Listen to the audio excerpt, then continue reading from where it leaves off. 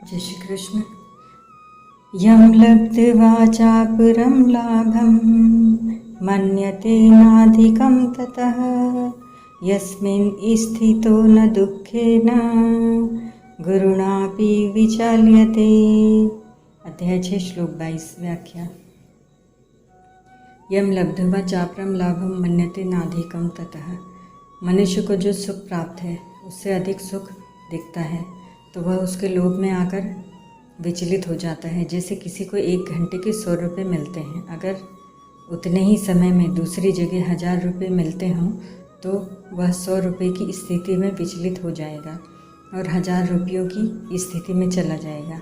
निद्रा, आलस्य और प्रमाद का तामस सुख प्राप्त होने पर भी जब विषयजन्य सुख ज़्यादा अच्छा लगता है, उसमें अधिक सुख मालूम देता है, तब मनुष्य तामस सुख को छोड़कर विषयजन्य सुख की तरफ लपक कर चला जाता है। ऐसे ही जब वह विषयजन्य सुख से ऊंचा उठता है तब वह सात्विक सुख के लिए विचलित हो जाता है, और जब सात्विक सुख से भी ऊंचा उठता है तब वह आत्यंतिक सुख के लिए विचलित हो जाता है।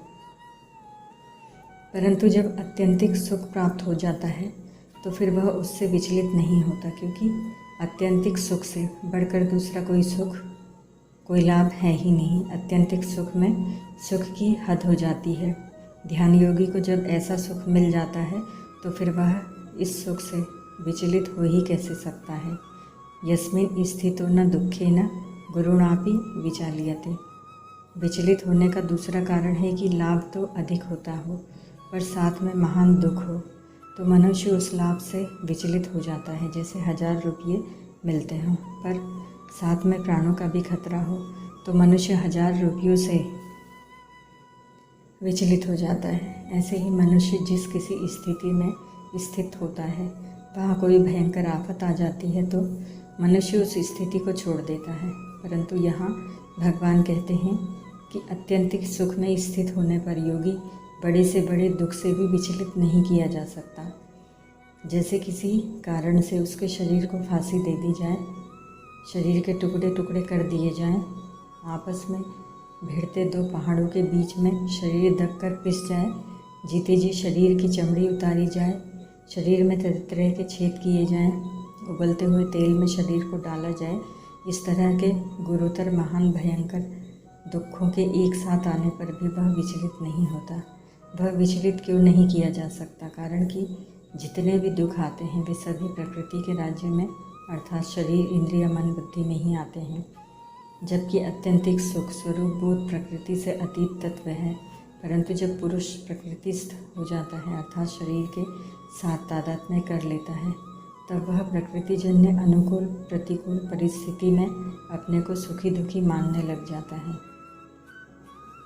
गीता 13वें अध्याय का 21वां श्लोक। जब वह प्रकृति से संबंध विच्छेद करके अपने स्वरूपभूत सुख का अनुभव कर लेता है, उसमें स्थित हो जाता है, तो फिर वह प्राकृतिक सुख वहाँ तक पहुँच ही नहीं सकता, उसका स्पर्श ही नहीं कर सकता। इसीलिए शरीर में कितनी ही आफत आने पर भी वह अपनी स्थिति से विचलित नहीं किया जा सकता। परिशिष्ट भाव। यह श्लोक सभी साधनों की कसौटी है। कर्मयोग, ज्ञान योग, ध्यान योग, भक्ति योग आदि किसी भी साधन से यह कसौटी प्राप्त होनी चाहिए। अपनी स्थिति समझने के लिए यह श्लोक साधक के लिए बहुत उपयोगी है। जीव मात्र का ध्येय यही रहता है कि मेरा दुख मिट जाए और सुख मिल जाए। अतः इस श्लोक में वर्णित स्थिति साधक मात्र को प्राप्त करनी चाहिए, अन्यथा उसकी साधना पूर्ण नहीं हुई। साधक बीच में अटक न जाए, अपनी अधूरी स्थिति को ही पूर्ण न मान ले। इसके लिए उसको यह श्लोक सामने रखना चाहिए, जिसमें लाभ का तो अंत नहीं और दुख का लेश भी नहीं। ऐसा दुर्लभ पद मनुष्य मात्र को मिल सकता है, परंतु वह भोग और संग्रह में लगकर कितना अनर्थ कर लेता है जिसका कोई परवाह नहीं। ओम तत्सत।